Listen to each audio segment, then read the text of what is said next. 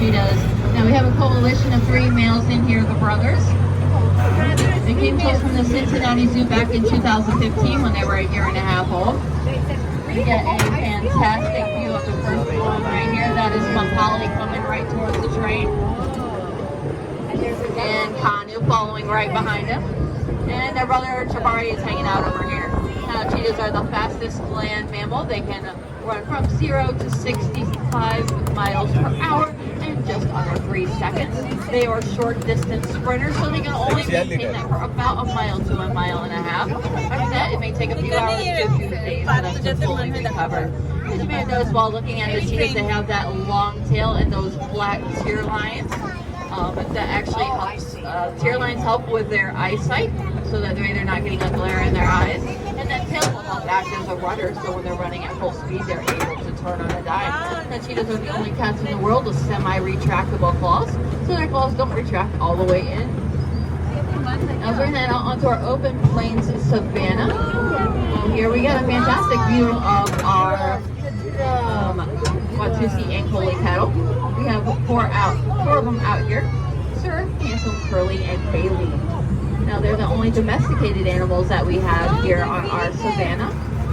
They're mixed between the Egyptian longhorn and the India cow. So they're not related to any Texas longhorns at all. Those large horns that you see that they have on their head are about 4 feet long and weigh 25 pounds, which is pretty impressive. So on the inside of those horns that you have a built-in honeycomb structure where blood vessels can flow through, helping regulate that animal's body temperature. So if you see these guys out here in the heat of the day or during the winter months, it's not a mistake. They're built for all kinds of weather. Laying out by those Watusi cattle, we did have a greater kudu that was laying down. Now his name is Dimitri. He is the only greater kudu that we have here, and he is male. The easiest way that I can tell is because of those spiral horns that he has on top of his head. Each of those spiral horns is about 3 feet long. A greater kudu are one of the largest antelopes out in Africa. They stand about 5.5 feet tall in the shoulder, which is pretty impressive.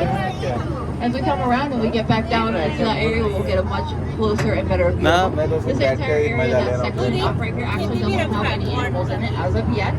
We are actually in the process of transitioning animals into different exhibits. So it'll take a few weeks before we can get everyone situated to where they're trying to go. Well, we are coming up to our statues that we have here out on our savanna, which is those lovely termite mounds. Now, while termites are not fun for us here in the United States, they serve a multitude of purposes out in Africa.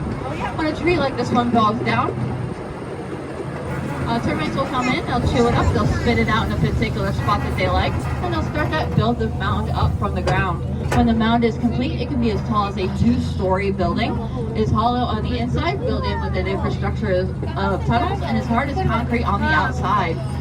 Now, when the termites do leave and eventually build a mound somewhere else, the tunnel system will begin to collapse, but will remain hollow on the inside and with that tough exterior structure, making for a lovely burrowing place for animals like warthogs. Occasional lookout place for smaller animals like gazelles and cheetahs. As we're going to come up here, we're also going to get a great view of our giraffes. Now, we do have 5 giraffes out here this summer. We have our 3 Maasai giraffes that we've had here for several years. We have 20-year-old Charlotte, 17-year-old Ellie, and Ellie's 9-year-old daughter, Julie. We can tell the Maasai giraffes apart from the reticulated.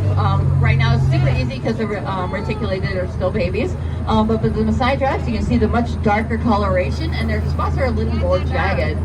The reticulated giraffes that we have here, we have Rocket and Ray. Fun fact about Ray is she was actually named after one of our train conductors that we had here. Unfortunately, he passed away months ago. So the keepers decided as a perfect honorary for him, they actually named her after him.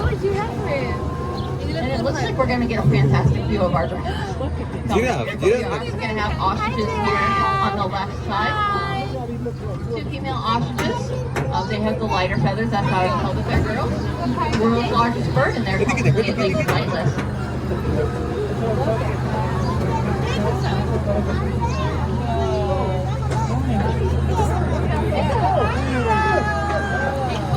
Corner right there, you might get to see a great look at him. I know it's not the best view in the world, but that is our Nyala. We just got into Nyalas. They'll hopefully be going on exhibit sometime this summer.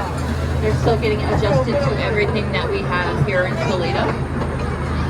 And as we pass through the tunnel, we're going to come up to our address in South Stephen.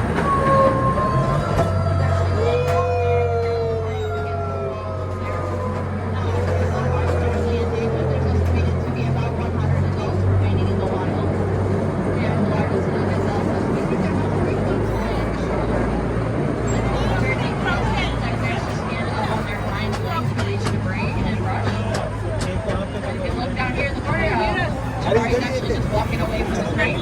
That's another really most beautiful view.